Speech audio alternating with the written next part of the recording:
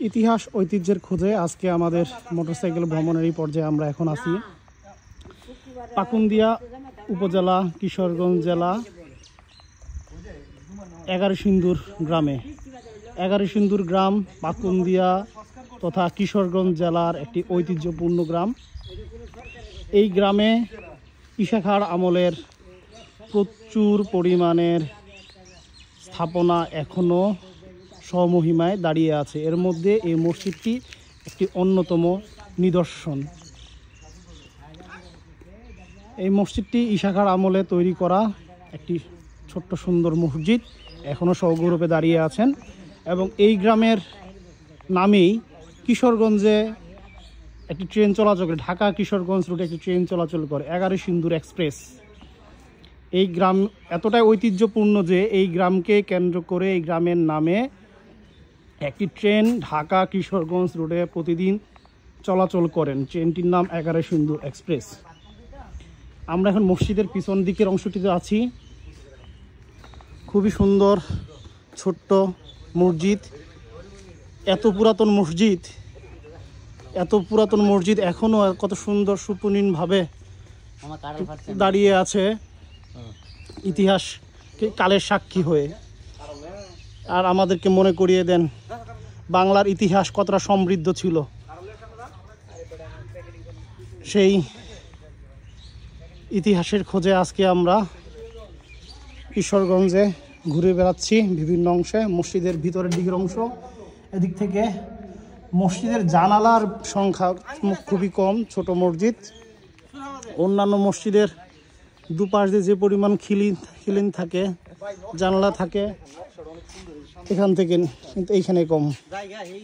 মসজিদের ঠিক এই যে কত সুন্দর টেরাকোটার নকশা, এত সুপ্রাচীন যুগে এত সুন্দর নকশা কিভাবে তৈরি করেছেন, এটা খুবই চিন্তার একটি বিষয়। এখন তো আধুনিক যুগেও এত সুন্দর নকশা করা কঠিন হয়ে যায়।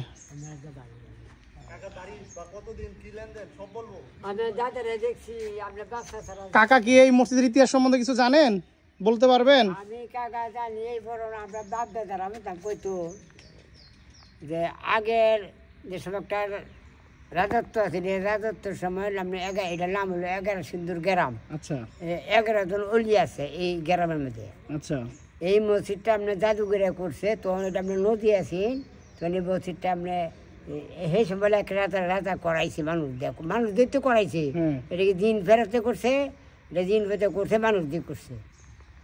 এবার তো আমরা শুনতে, আমরা দাদা গেছে, বাপ গেছে, আমরা তো যাইনি, আমরা এরকমই শুনি। 600-700-800 বছর বয়স। 700 বছরের মসজিদের বয়স। জি জি জি জি। সেইটা বড়, এইটা ছোট। ওই যে আরেকটা মসজিদ আমরা গেলাম, ওইটা বড়। হ্যাঁ, ওইটা একটু বড়, এইটা একটু ছোট। আর সেইটা হইলো আরো ছোট।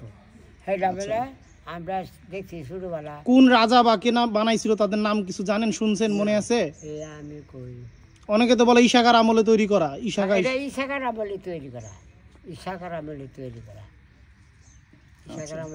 এই মসজিদে কি 5 ওয়াক্ত নামাজ হয়? হ্যাঁ, 5 ওয়াক্ত নামাজ হয়। মাদ্রাসায় পড়ে, জুম্মা নামাজও হয় না? হ্যাঁ, জুম্মা নামাজও হয় সব। আলহামদুলিল্লাহ। এটা আপনি যে আছে, এটা খাদেমদার আছে। আচ্ছা, খাদেমদার আছে। এই যে মসজিদটা দেখেছো না, বাড়ি লোকের বাড়ি, এটা তার দাদা করে গেছে, বাপে করে গেছে, মানে ছেলে করে। এটা খাদেমদার। এমনি 40,000 টাকা বেতন দেয় মাসে। আচ্ছা, সরকারে, এটা সরকারে দেয়। এই জমিটা কোনো জুতের মালিক সরকার দেখে, প্রত্ন অধিদপ্তর এটা দেখে, সংস্কৃতি মন্ত্রণালয়। এটা আমরা কোথায় যে ফাঁকাটা করছি, এটা জঙ্গল আছে, বুঝুন। আমরা খুব সরকারের কাছে দরখাস্ত দিয়ে এলাকার সব সরকারের কাছে দরখাস্ত করে দৌড়াদৌড়ি করে সামনের এই অংশটা পাকা করছেন না? আমরা মেঘ বৃষ্টি হলে মাছ প্রতি সমস্যা, বুঝুন। কয়েকবার চাল খারা উঠছি,